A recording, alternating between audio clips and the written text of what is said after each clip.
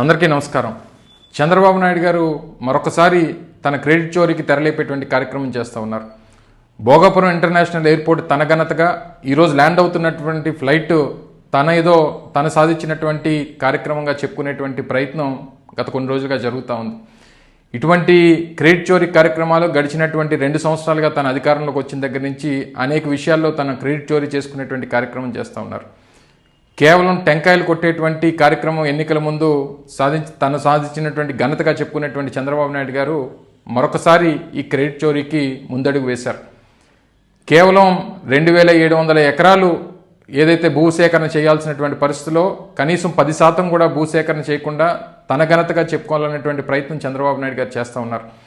2019లో YS Jaganmohan Reddy గారు ముఖ్యమంత్రి అయిన దగ్గర నుంచి దాదాపు 2700 ఎకరాలు భూసేకరణ పూర్తి చేసి దాంట్లో ఉన్నటువంటి రైతులకి నష్టపరిహారం మరింత మెరుగ్గా ఇచ్చేటువంటి కార్యక్రమం చేసి కావాల్సినటువంటి 4 గ్రామాలకి రీహాబిలిటేట్ చేసి దాదాపు 400 నుంచి 500 కోట్ల రూపాయలు ఖర్చు పెట్టి భూసేకరణకు ఒక 500 కోట్ల రూపాయలు ఖర్చు పెట్టి దాదాపు 900 కోట్ల పైచిలకు ఖర్చు చేసి భూసేకరణ అంతా కూడా పూర్తి చేసి ఉన్నటువంటి లీగల్ ఇష్యూస్ అన్నింటినీ కూడా అధిగమించి ఇవన్నీ కేవలం చంద్రబాబు నాయుడు గారి తాలూకా వైఫల్యం వల్ల ఆ రోజు కోర్టు కేసులు పడితే వాటిని అన్నింటినీ కూడా రైతులతో మాట్లాడి అధిగమించి వాటికి కావాల్సినటువంటి అప్రూవల్స్ అన్నీ కూడా తీసుకొని వచ్చి జిఎంఆర్ సంస్థకి వాటిని అప్పగించి 2200 ఎకరాలు 2203 ఎకరాలు జిఎంఆర్ సంస్థకి ఇచ్చి కాంపౌండ్ వాల్ నిర్మాణం పూర్తి చేసి డిసెంబర్ 2025 కల్లా ఈ కార్యక్రమాలన్నీ కూడా పూర్తి చేయాలని చెప్పి వారికి టార్గెట్ ఇచ్చినటువంటి పరిస్థితులు ఆ రోజు మా ప్రభుత్వంలో ఉన్నాయి.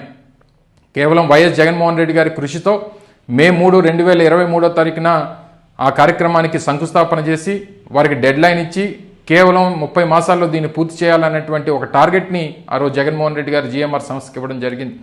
వాటన్నిటికీ ఫలితంగానే ఈరోజు మొదటి టెస్ట్ ఫ్లైట్ ఈరోజు ల్యాండ్ అవుతూ ఉంది. ఆ ఘనత అంతా కూడా చంద్రబాబు నాయుడు గారి తన ఖాతాలో వేసుకునేటువంటి ప్రయత్నం చేస్తూ ఉన్నారు. ఎన్నికల ముందు కేవలం రాజకీయ అవసరాల కోసం ముఖ్యంగా ప్రజల్ని మభ్యపెట్టడం కోసం ప్రతి ప్రాజెక్టుకి కూడా టెంకాయ కొట్టి ఆయన ఏదో క్రెడిట్ చోరీ చేయాలనేటువంటి ప్రయత్నం చేస్తూ ఉన్నారు. ఉమ్మడి రాష్ట్రంలో ఆ రోజు శంషాబాద్ ఎయిర్పోర్ట్కి శంకుస్థాపన చేసినటువంటి రాజశేఖర రెడ్డి గారు దాన్ని ప్రారంభించి ఈరోజు హైదరాబాద్కి ఒక పెద్ద ప్రాజెక్టుగా దాన్ని తీసుకొచ్చినటువంటి ఘనత ఈరోజు హైదరాబాద్ ఆ స్థాయికి వెళ్ళిందంటే ఆ రోజు పెద్దలు రాజశేఖర రెడ్డి గారు చేసినటువంటి ఘనత. మళ్ళీ ఈరోజు ఆంధ్రప్రదేశ్ రాష్ట్రంలో భోగాపురం ఎయిర్పోర్ట్ అనేటువంటిది ఈ ప్రాంతం తాలూకా ముఖ చిత్రాన్ని ముఖ్యంగా ఆంధ్రప్రదేశ్ రాష్ట్రం తాలూకా భవిష్యత్తుని మార్చేటువంటి ఒక గొప్ప కార్యక్రమం. ఆ కార్యక్రమానికి నాంది పలికినటువంటి వైఎస్ జగన్మోహన్ రెడ్డి గారికి ఈ ప్రాంత ప్రజలు ఎప్పటికీ కూడా రుణపడి ఉంటారనేటువంటి విషయాన్ని కూడా ఈ సందర్భంగా తెలియజేస్తూ ఉన్నాం.